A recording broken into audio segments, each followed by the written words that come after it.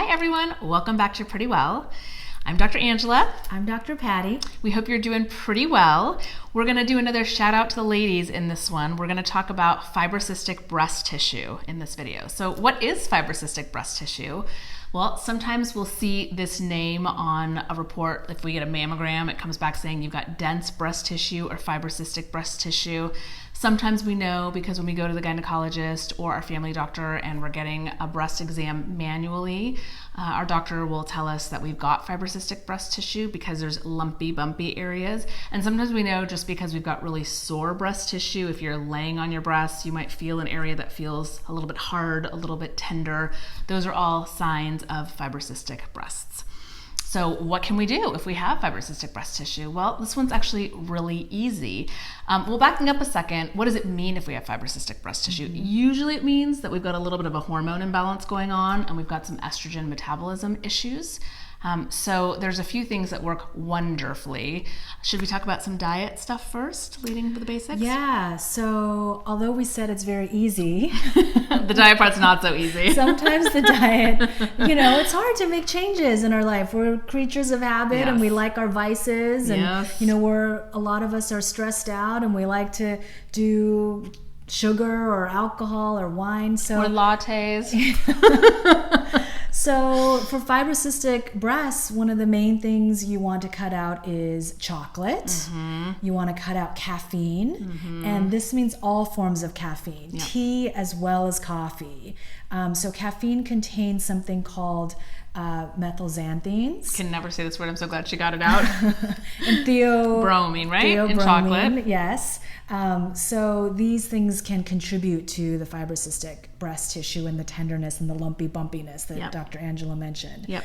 So you want to avoid, what other fun things do we want to avoid? Alcohol. Dairy. Those are kind of the main. Yeah. Obviously, we want to do a more anti-inflammatory nutrition as a whole, but specific to fibrocystic breast tissue, alcohol, caffeine, chocolate, and dairy are going to be the top four that you really want to focus on. Yeah, I'll tell you, 1 month I went on just like a regular whole milk latte bender, and boy, it was not a good boob month, I'll tell you that much.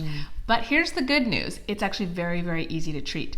So it would be ideal if we would remove all of the dietary things we just talked about, but even if you don't remove those things, there are some supplements that help manage this immediately and in a very dramatic way, thank goodness. So one of the most effective things you can use is a natural form of vitamin E. So something that says mixed tocopherols, mixed gamma tocopherols, super effective. 1 or 2 gels a day usually does the job. But if that's not enough and you need a few other things, what else can we use? Well, in addition to the E, and really make sure that it's not a cheap synthetic, man-made version of vitamin E. Right. You want what's called the mixed tocopherols. Yep.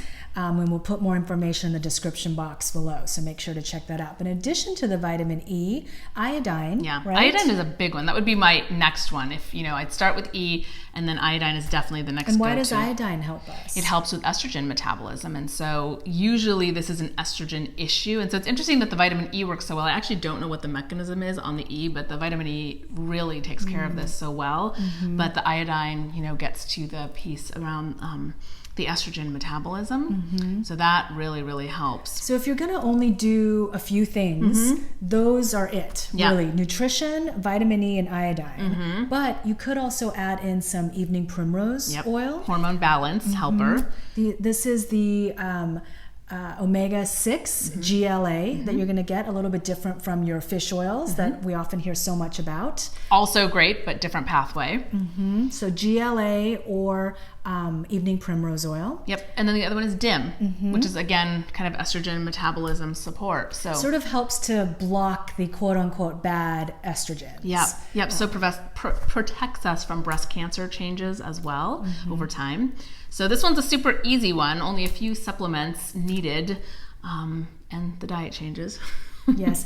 I will say this, not to be a bit of a buzzkill, because who doesn't love sugar and caffeine and chocolate and dairy, but I have seen friends, colleagues, and patients have dramatic results without even doing the supplements and just changing their nutrition. 100%.